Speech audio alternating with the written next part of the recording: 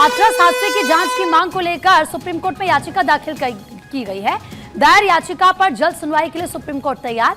Supreme court 12 जुलाई को याचिका पर सुनवाई करेगा। निगरानी में 5 सदस्यीय कमेटी से जांच की मांग, और ऐसे में साथ ही आपको ये भी बता दें कि हाथरस पर यूपी सरकार से रिपोर्ट की भी मांग की गई है। तो देखिए किस तरीके से पूरा मामला अब पहुंच चुका है सुप्रीम कोर्ट।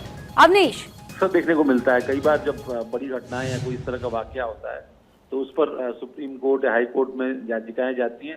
मुझे लगता है राज्य सरकार भी इसको लेकर के अभ्यस्त हो चुकी है और इसीलिए सरकार ने पहले ही 3 चरणों पर तैयारी की। पहले प्राथमिक तौर पर जो वहां स्थानीय कार्रवाई होनी थी, स्थानीय स्तर पर खुद मुख्यमंत्री मौके पर गए, सरकार के वरिष्ठ अधिकारियों को मौके पर भेजा गया, डीजीपी और मुख्य सचिव वहां गए। दूसरा, एसआईटी का तत्काल गठन किया गया, उसने अपनी फाइंडिंग्स दी थी, उसके आधार पर सरकार ने कार्रवाई कर दी। जो मांग हो रही थी न्यायिक आयोग की, सरकार ने उसका गठन पहले ही कर दिया है। एक रिटायर्ड जस्टिस जो हाईकोर्ट के हैं, उनकी अध्यक्षता में ब्रजेश श्रीवास्तव, उनकी अध्यक्षता में पूरी कमेटी है जिसके अंदर आईपीएस अधिकारी भी हैं, दूसरे और भी जानकार अधिकारी भी हैं, और उनकी मौजूदगी में ये पूरी जांच जो है वो होनी है। 2 महीने का समय दिया गया और उनकी फाइंडिंग्स के आधार पर। लेकिन फिर ऐसे में कि 5 सदस्यीय कमेटी पूरे जो जांच है निगरानी करे, ऐसी भी याचिका लगाई गई है। जी हाँ, यही याचिका लगाई गई है। इसमें डिमांड की गई है कि 5 सदस्यीय कमेटी जो है वो इसकी जांच करे। वो चाहते हैं कि सुप्रीम कोर्ट की निगरानी में या उनके रिटायर्ड जस्टिस के निगरानी में इस बात की जांच हो। लेकिन यही बात मैं कह रहा हूँ कि राज्य सरकार शायद इसके लिए पहले से तैयार थी। यही वजह है कि उन्होंने पहले ही न्यायिक आयोग का गठन कर दिया और उसमें एक रिटायर्ड हाईकोर्ट के जस्टिस को उसका चेयरमैन बना दिया।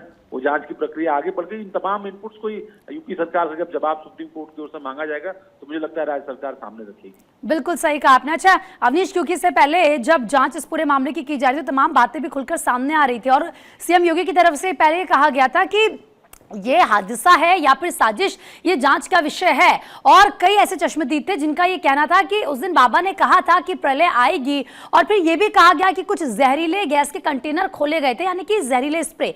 इसको लेकर भी कोई जानकारी सामने आई कि भाई क्या हुआ था? नहीं, देखिए वो तो जैसे जैसे और डिटेल में इसकी इन्वेस्टिगेशन होगी तब शायद ज्यादा बेहतर तरीके से इसको फाइंडिंग्स मिल पाएंगी। लेकिन अगर आप देखें जो बातें कही गई, चाहे बाबा के वकील एपी सिंह के द्वारा जो बात कही गई, वो स्प्रेज को लेकर के, या ये कहा गया कि बाबा ने इस तरीके से शरण रज लेने के लिए लोगों को उकसाया, ये बहुत सारे वाकये हैं। इसमें जो बाबा का प्रवचन है उसका भी अन्वेषण करना होगा, उसकी भी जांच करनी होगी कि आखिर ये इनपुट था कि नहीं था। वहां अगर कोई फुटेज वगैरह है तो उसकी भी पड़ताल करनी होगी। काफी गहन पड़ताल की आवश्यकता है इस पूरे मामले को। मुझे लगता है तब जाकर के स्थितियां साफ हो पाएंगी। लेकिन हाँ, ये है कि पॉलिटिकल तौर पर आरोप प्रत्यारोप लगाने का सिलसिला जो है वो इस मामले में जारी है। बहुत बहुत शुक्रिया अवनीश आपका तमाम जानकारी देने के लिए। तो देखिए अब पूरे इस मामले पर राजनीति भी जमकर हो रही है, आरोप प्रत्यारोप का दौर जारी है।